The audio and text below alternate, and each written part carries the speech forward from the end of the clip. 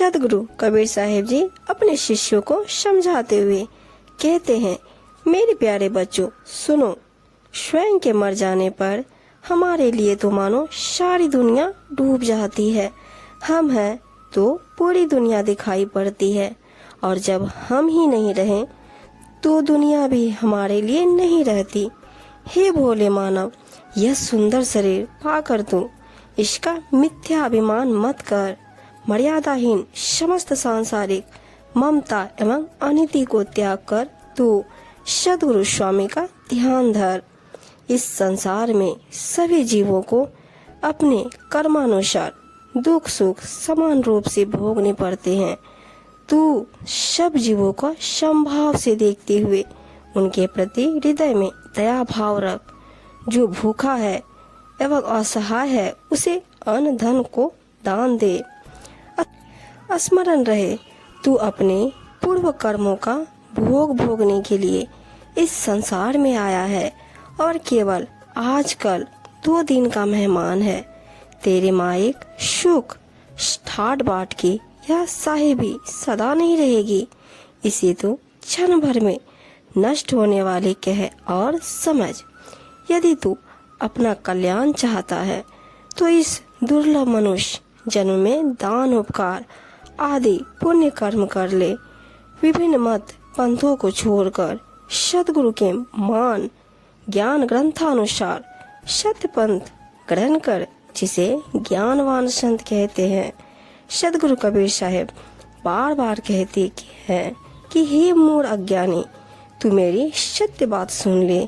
यदि तू मेरी बात मानता है तो मान, नहीं तो तेरे लिए यह संसार मैदान और तेरा मन घोड़ा है। इस पर तू कहीं भी और कितनी ही भाग दौड़ कर, तेरा कल्याण कदापि नहीं होगा। आत्माराम के स्मरण तथा साक्षात्कार के बिना मनुष्य जीवन का स्वर्णिम अवसर व्यर्थ में बिता जा रहा है। कबीर साहिब जी अपनी साखी में कहते हैं, बिन माली जस बाग सुखी गए, सींचे बिन कुमला ही कली। क्षमा संतोष जबै तन आवे, शकल व्याघ्र तब जात टली। पांचों तत्व विचारी के देखो, दिल की दुर्मति दूर करी। कहे कबीर सुनो भाई साधो, सकल कामना छोड़ी चली। कबीर साहिब जी कहते हैं, मनुष्य जीवन का स्वर्णिम अवसर व्यर्थ में बीता जा रहा है।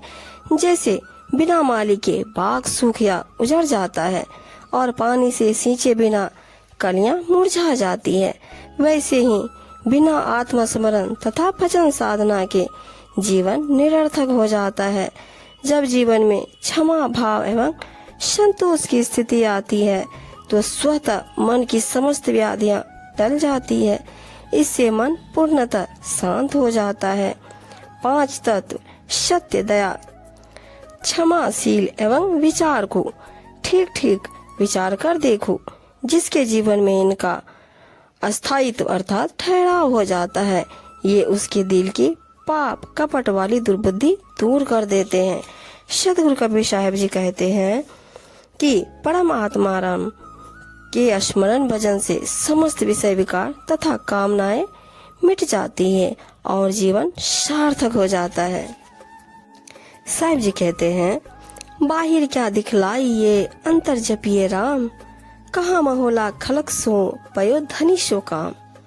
कहते हैं, बाहर का प्रदर्शन मत करो, क्या दिखा पाओगे और उससे क्या होगा। हृदय के भीतर आत्माराम का जाप सुमिरन करो।